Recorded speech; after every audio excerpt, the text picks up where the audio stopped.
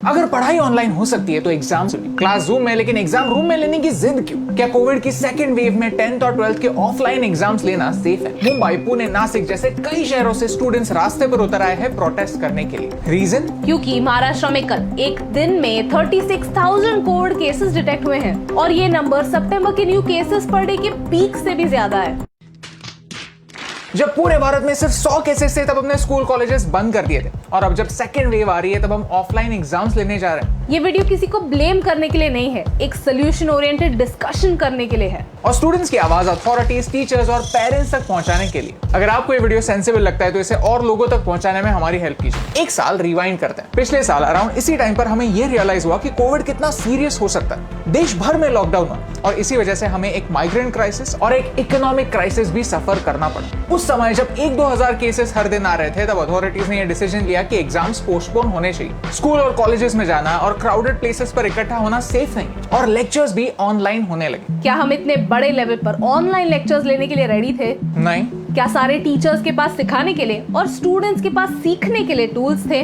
नहीं। लेकिन उस समय हमने हेल्थ को एजुकेशन से ज्यादा इंपॉर्टेंस दिया, जो कि शायद उस समय के लिए सही डिसीजन था। लेकिन इसी डिसीजन ने कुछ प्रैक्टिकल प्रॉब्लम्स भी क्रिएट किए। जरूरी नहीं कि हर 10th स्टैंडर्ड के बच्चे के पास खुद का फोन या लैपटॉप हो जो सारे लेक्चर्स अटेंड कर पाए। जरूरी नहीं कि टीचर्स को ऐसे सिचुएशन में डाउट सॉल्व करने का टाइम मिले। And it gave birth to a legitimate question कि अगर पढ़ाई ऑनलाइन हो सकती है तो एग्जाम्स क्यों नहीं? ये सवाल सिर्फ हम नहीं पूछ रहे। पिछले साल के ग्लोबल टीचर्स प्राइज के विनर रंजीत देसले सर ने भी यही कहा कि ऑनलाइन क्लासेस के बाद ऑफलाइन एग्जाम्स के थ्रू होने वाला इवैल्यूएशन स्टूडेंट्स के मन में एक डर पैदा कर रहा है। जब हम हमारे सिखाने के मेथड्स ऑनलाइन कर सकते हैं तब इवैल्यूएशन के लिए भी नए सॉल्यूशंस ढूंढ सकते हैं। उन्होंने खुद के टीचिंग मेथड्स का एग्जाम्पल दिया कि कैसे वो प्रोजेक्ट्स के थ्रू बच्चों की अंडरस्टैंडिंग समझते हैं, मार्क्स से ज्यादा सब्जेक्ट के कोर नॉलेज पर फोकस करते हैं।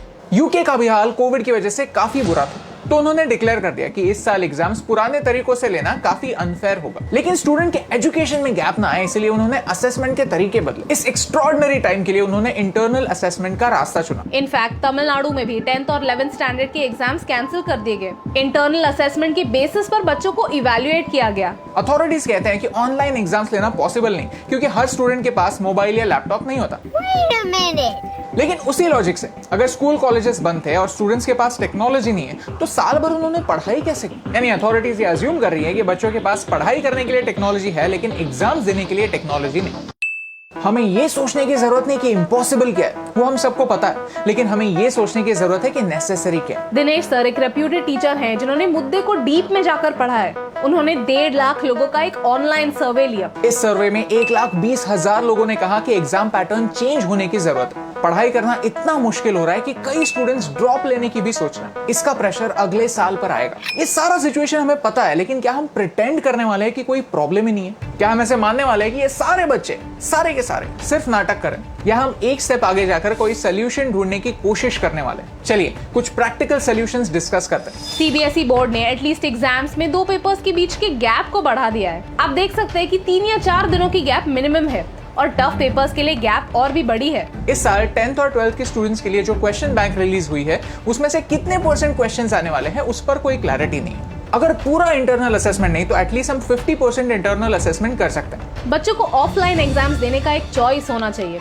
और एग्जाम सेंटर्स बच्चों के चॉइस के मिलने जरूरी हैं। और मोस्ट इम्पोर्टेंटली बच्चों को और उनके परिवार को किसी प्रकार के हेल्थ इंश्योरेंस की जरूरत है। तो आपको क्या लगता है, क्या ऑफलाइन एग्जाम सेफ है? Tell us in the comments below. Ideally हमें एक मिक्स मेथड से, ऑनलाइन और ऑफलाइन दोनों मेथड से एग्जाम लेने की जरूरत है क्योंकि हर स्टूडेंट के प्रॉब्लम्स अलग हैं। कोविड हमारे लाइफ का एक हिस्सा बन गया है। एक के बाद एक अगर ऐसे ही वेव्स आते रहेंगे तो हमें प्रोएक्टिव बनना पड़ेगा। लॉन्ग टर्म में एग्जाम्स का एक परमानेंट सोल्यूशन ढूंढना ही पड़ेगा। इस रिसर्च पेपर में ऑनलाइन एग्जाम्स के चैलेंजेस और उन पर क्या सोल्यूशंस हो सकते हैं ये डिटेल में डिस्कस किया है। चीटिंग कैसे रोकी जा सकती है और टेक्नोलॉजी कैसे एक्सेसिबल बनाई जा सकती है, इस पर भी सोल्यूशंस डिस्कस हुए हैं। TCS आयन आर्टिफिशियल इंटेलिजेंस की मदद से कैंडिडेट्स को मॉनिटर कर सकता है, ब्राउजर लॉक कर सकता है और आई ट्रैकिंग की हेल्प से चीटिंग रोक सकता है। आई कैन अंडरस्टैंड कि इस एग्जाम के लिए सारी चीजें ऑनलाइन होना डिफिकल्ट होगा क्योंकि देर हो चुकी है, लेकिन क्या हम ये ऑप्शन इसलिए रिजेक्ट कर रहे हैं क्योंकि ये फीजिबल नहीं है या इसलिए क्योंकि हम कुछ नया ट्राई ही नहीं करना चाहते? ऑनलाइन एग्जाम्स ही हमारा फ्यूचर, पूरी दुनिया इसे धीरे धीरे अपनाने वाली है। कब तक हम एक्सक्यूजेस ढूंढते रहेंगे? नई एजुकेशन पॉलिसी ये कहती है कि भारत के पूरे बजट के 6% एजुकेशन को देना जरूरी है। ये बदलाव पेपर पे दिखता है, लेकिन हमारे बजट में रिफ्लेक्ट नहीं होता। इस साल एजुकेशन के लिए सिर्फ 2.63% एलोकेट हुए। यही बजट लास्ट ईयर 3.26% था। ये सब होने के बाद एक छोटा सा मैसेज हमारे स्टूडेंट्स और उनके पेरेंट्स के लिए। ये एक एक्स्ट्रॉर्डिनरी साल था, और हम कितना भी कहे कि 10th और 12th के मार्क्स का प्रेशर नहीं लेना चाहिए,